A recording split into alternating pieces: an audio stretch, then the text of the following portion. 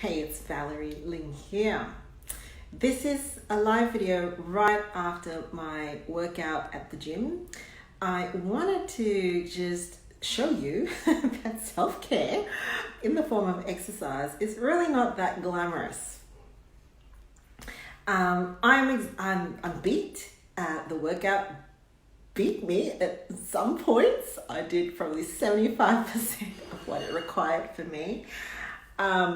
And I wanted to just talk about how self-compassion, about our exercise and about self-care, that we don't have to feel guilty because it's some kind of indulgent thing that we do when nobody else gets a chance to rest.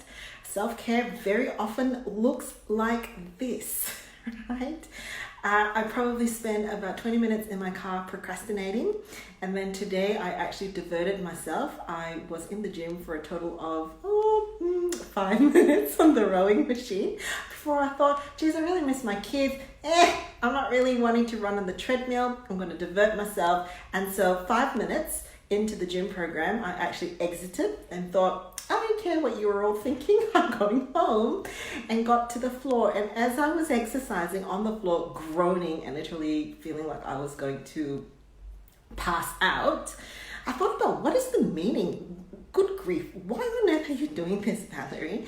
And it reminded me about my first time when I started to exercise in 2009. It was after a miscarriage, right? And I lost a pregnancy, and I was living overseas at the time. I didn't have my family with me and felt really defective. I just felt that there was something wrong with my body, and I really just couldn't get out of that headspace.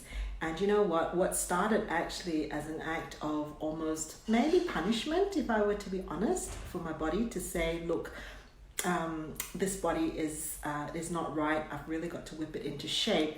Really brought me into contact with a very compassionate personal trainer at the time, and that young man, and he was young, he was probably in his 20s, really just nursed me back to having some compassion on my body and recognizing that all it needed was a little bit of tender loving care. And that was 10 years ago. And I've since been able to dig deep into that. After I had my miscarriage in 2009, my whole life was derailed in a lot of ways. I thought that I was going to be a mum again to a person in our family, and that didn't happen. And I'm happy to share this with you now. It wasn't at the time. We tried for a year, and no baby came. And I often thought it just didn't make any sense to me. And at the time, when I did the video on finding meaning, at the time, life was really, really challenging, and it looked like I'd lost purpose. Actually, I think what it was I thought that I lost my identity and that of being a mum again. And then I was punishing myself, my body, for being defective.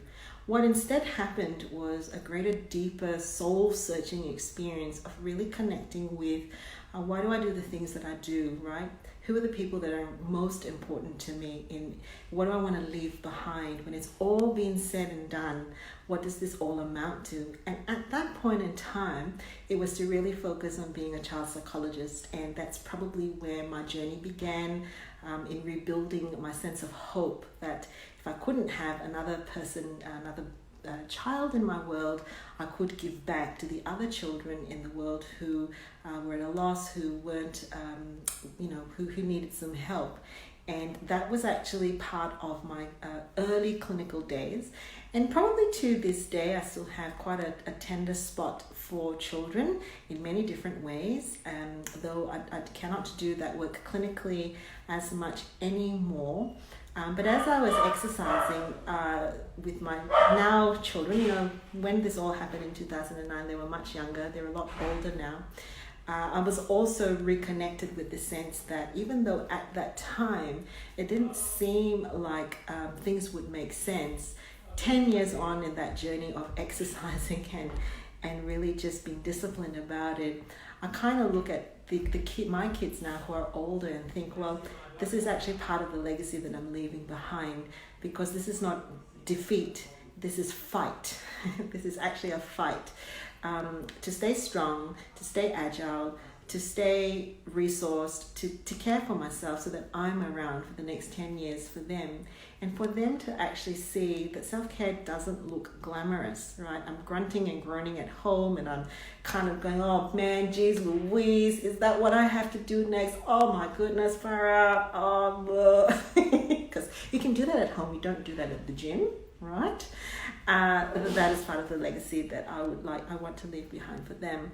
So just adding another dimension to the thinking about purpose. I think we often confuse purpose with a sense of a big mission, that it's something we've got to achieve, something that we've got to accomplish. And if it isn't big enough, if it isn't, significant enough, it's not a purpose. And I think that's where we get mixed up between purpose and goals. Your purpose is your why. It's the why you wake up every day and you do the things that you do. And it often comes from adversity, from a clarifying situation of adversity that makes you really dig deep and ask the questions of what I actually really fundamentally believe in. Who am I doing this for? And what do I want to leave behind? So I'll catch you later.